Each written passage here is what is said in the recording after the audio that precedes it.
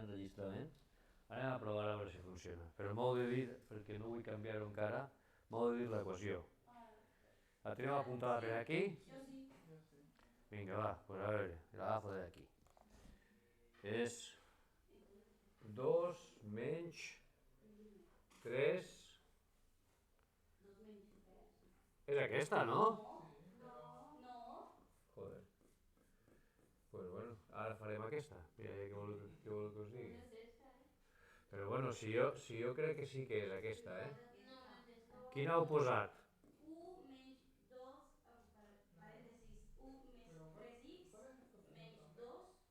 Ah, estic copiant la de davant.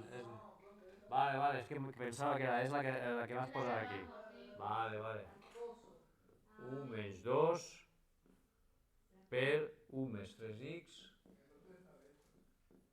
Vale, sí, és veritat. Menys 2, parèntesis, x més 2, i tanquem parèntesis, més 3x, tanquem parèntesis igual a menys 1. Sorry, man. Bueno. A veure, anem a agafar aquesta. Bueno, és igual, en aquest color ja va bé. Vale, llavors, què és el que hem de fer aquí? Pues desfer els parèntesis. Hi ha algun parèntesis que estigui dins d'un altre parèntesis? Yes. Pues això és el primer que hem de fer. Vale, llavors deixem la resta i anem a desfer aquest, però en cura, 1 menys 2 per 1 més 3x.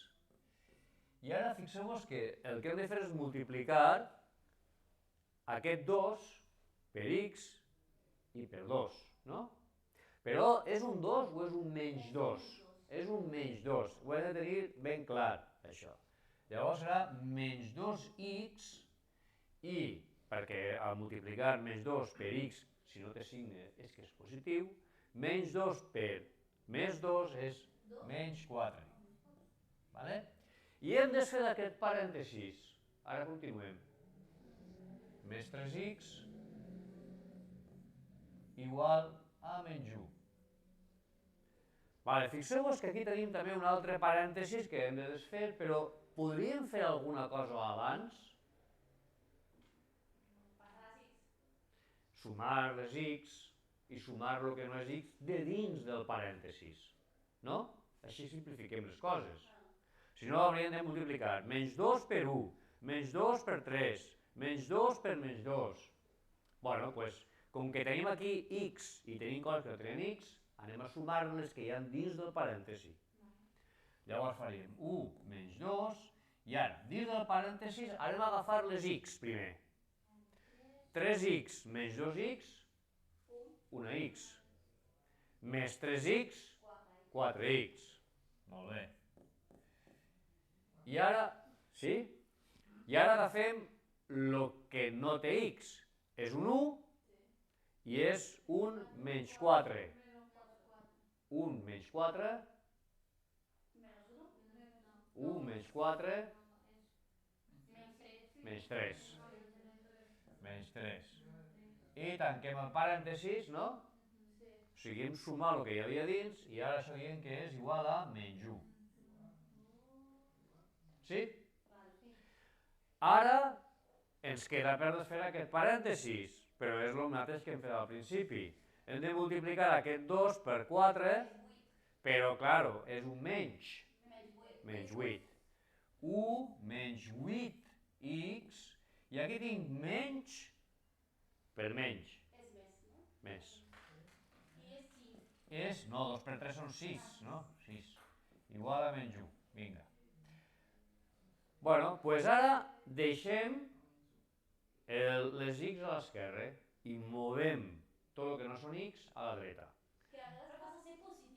Ara mirarem el signe. Llavors deixem aquí un menys 8x, igual, el menys 1 està aquí, i ara aquest 1, si el passem a l'altra banda, serà... No. I aquest 6, si el passem a l'altra banda, serà negatiu. Vale, llavors tinc menys 8x és igual a un negatiu, un euro que em trauen de la butxaca, més un negatiu, un altre euro que m'entra de la butxaca, més menys 6, 6 euros més que m'entres de la butxaca. Quants euros m'entra de la butxaca?